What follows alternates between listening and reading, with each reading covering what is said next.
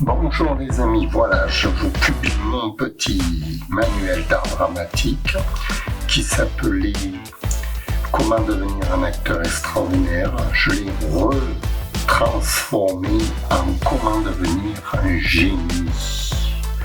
Un génie, oui. C'est une méthode qui permet de se transformer personnellement pour atteindre le haut sommet de la gravitation interpersonnelle de l'humanité. Voilà. Et avec ça, vous allez pouvoir réaliser tous les rêves dont vous rêvez.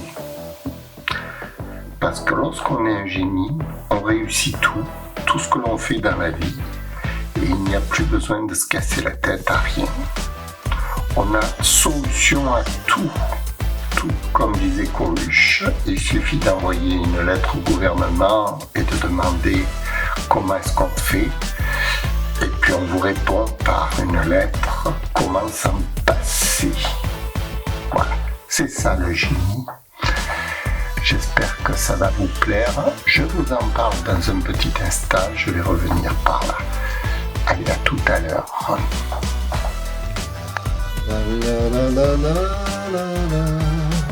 Bonjour messieurs, dames. Alors ce soir nous sommes dans le cours 427 d'art dramatique et je vais vous expliquer pourquoi j'ai écrit Comment devenir un génie. Tout d'abord c'était comment devenir un acteur extraordinaire. Un acteur extraordinaire, ça prête presque à confusion, disons. Comment devenir un génie, c'est encore mieux défini. C'est un acteur extraordinaire. Un génie, c'est un acteur extraordinaire. De toute façon. Donc c'est la même chose, dit différemment. Alors comment se fait-il que j'ai écrit ce petit manuel que j'appelle d'art dramatique parce que ça obéit aux règles, aux lois de l'art dramatique. Tout ce qui est l'action humaine, vous voyez, tout ce que l'être humain réalise sur la Terre obéit aux lois de l'art dramatique. C'est le théâtre qui a mis en scène l'homme, si vous voulez, qui met en scène l'homme dans des espèces de théâtre, dans des scènes. Et, oh là, qu'est passa, plus de batterie. Ah, plus de batterie. Ou alors, peu importe. On continue, on en a une ici de caméra. Donc, je disais, oui, lorsque j'ai commencé à travailler, je suis rentré dans le monde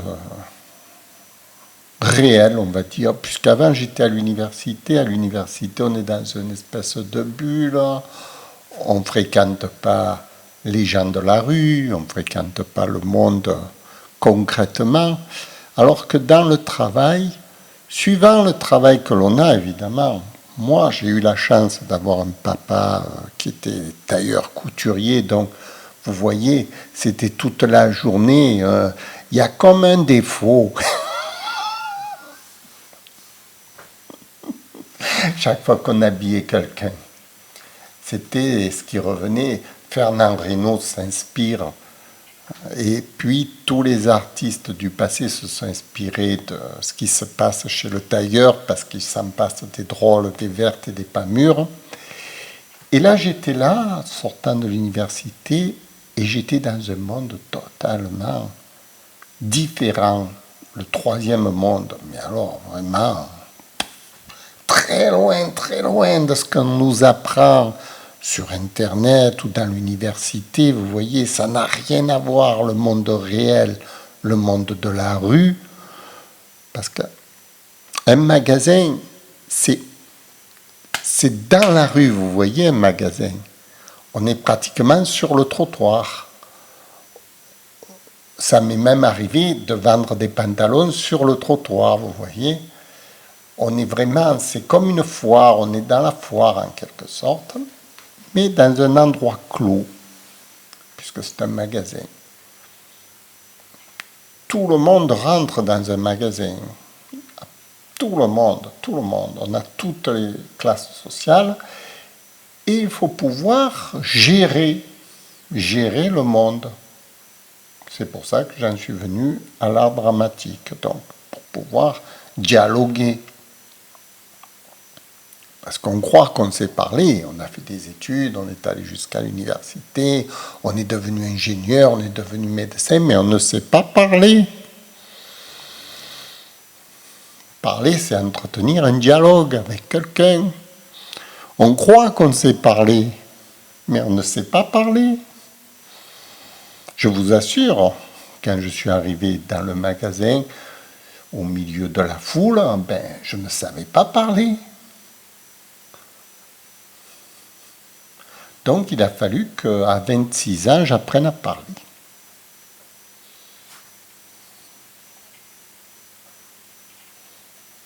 C'est très bizarre ce que je vous dis, parce que je suis sûr que beaucoup d'entre vous ne savent pas parler, mais qui s'ignorent, qui ne savent pas parler. Moi, je pensais que je savais parler.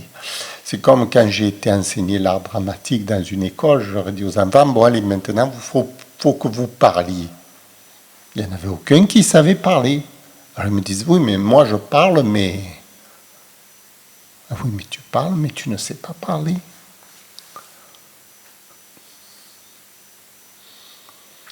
Alors, j'ai essayé de comprendre d'où provenait ce phénomène, vous voyez. C'est pour ça que j'ai fait du théâtre. J'ai appris un texte pour pouvoir le dire. Déjà, si on arrive à dire un texte, on commence à apprendre à parler. Parce qu'un texte, ça ne se récite pas comme une récitation au théâtre. Vous comprenez, il faut le mettre en scène, il faut le vivre.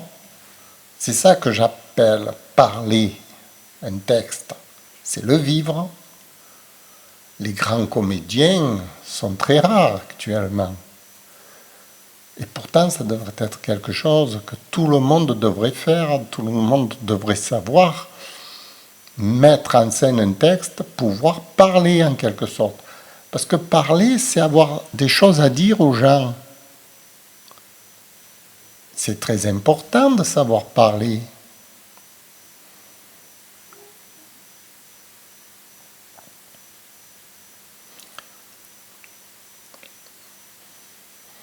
Quand par exemple Molière met en scène des personnages, ils se parlent entre eux, vous voyez. C'est ça, parler. Vous allez me dire, vous parlez à votre femme, vous parlez à vos enfants, vous parlez aux gens, vous parlez, mais vous ne savez pas parler. C'est-à-dire que si on vous donne un texte à dire, vous ne savez pas le dire. Donc, vous parlez, mais vous ne savez pas parler en vérité.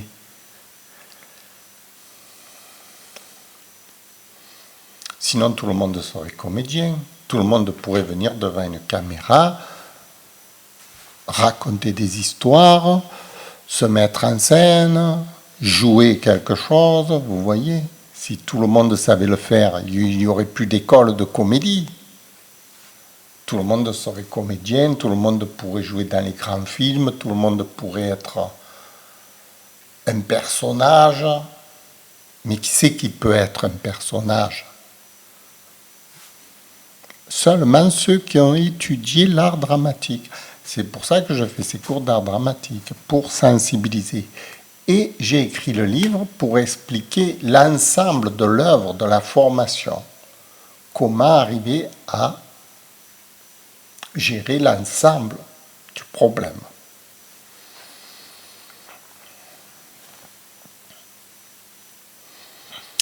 C'est très complexe ce que je dis, je sais. C'est pour ça que je vais faire une petite pause et puis on revient dans 2 minutes. Allez.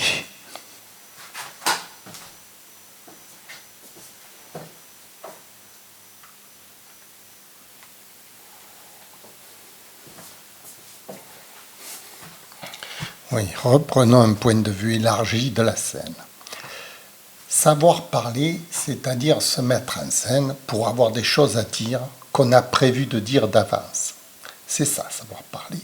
Quand par exemple, on a des relations sociales, si on parle naturellement, instinctivement, ce n'est pas savoir parler.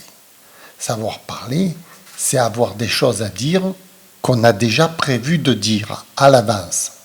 Pourquoi c'est important? Parce que la préméditation, c'est ce qui permet d'arranger la conversation, d'arranger la relation de façon à ce qu'elle soit harmonieuse et correcte. Parce que si on est dans l'instinct perpétuel qu'on vit au tac, directement, sans avoir aucune notion de ce qui se passe dans le tac au tac, on aboutit à la catastrophe. C'est ce que la plupart des gens vivent. Ils vivent une catastrophe sociale parce qu'ils ne savent pas interréagir. On interagit avec les gens de façon intelligente. C'est ça que j'appelle savoir parler. Quand j'étais au magasin, j'ai appris à savoir parler, c'est-à-dire à savoir gérer mon client. Il va venir quelqu'un, je sais qu'il va falloir que je gère la relation d'avance. J'apprends, je ne suis pas au tac, bonjour monsieur, qui vous êtes, je ne sais pas moi. Au tac, on va dire n'importe quoi. Il faut prévoir l'ensemble, gérer le discours de façon à être efficace dans la relation.